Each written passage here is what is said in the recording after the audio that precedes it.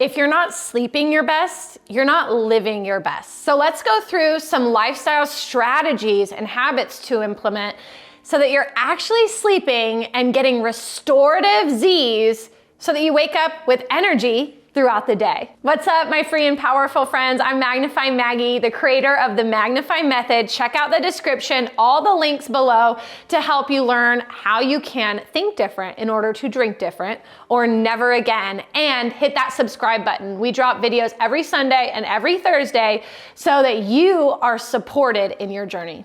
When we're talking about sleep, we want to understand a little bit about biology. So our bodies actually run on rhythms, and our sleep rhythm is dictated by sun exposure. So this is two-part tip here.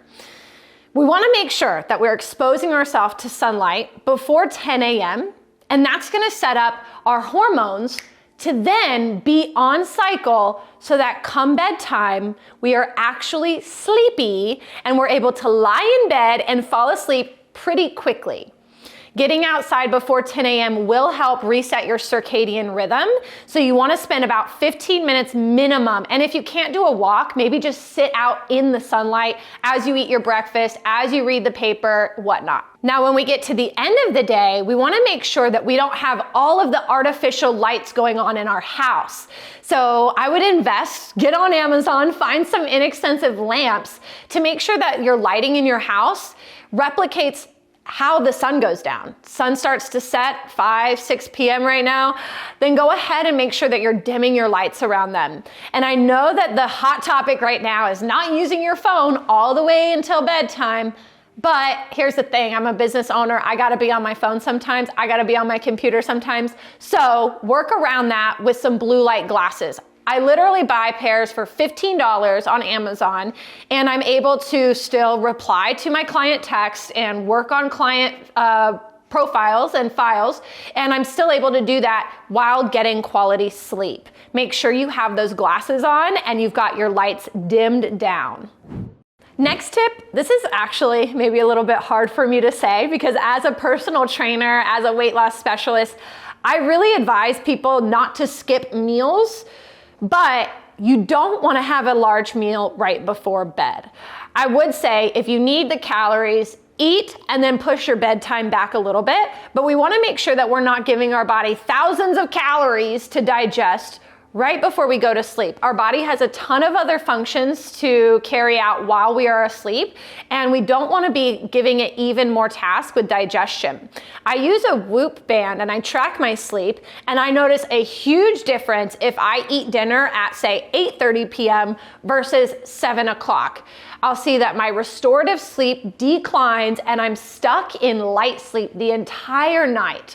So I'm not getting REM and I'm not getting into the deep sleep cycles. And to tie up all the loose ends, I would love to encourage you to kind of think about when you're having your last drink of the day. If you have not cut out alcohol entirely, then we want to make sure that we are bumping it up so that we're not having a buzz right before we go to bed. We know a lot of us think that alcohol is a sleep aid, but it's actually a sedative. And sedation is much different than sleep. It might help you fall asleep faster, but your sleep is going to be segmented and disrupted throughout the night. Again, you're not going to be getting the quality REM cycles that you need, or the deep sleep cycle you're not even going to enter. Now, if you're still a daily drinker, then just utilize that pour some out for the homies technique to ensure that you're stopping a little bit earlier. Remember, that means that as soon as you start drinking, when you pop the top, you pour out at least one serving. That means at the tail end, you're gonna end sooner, right?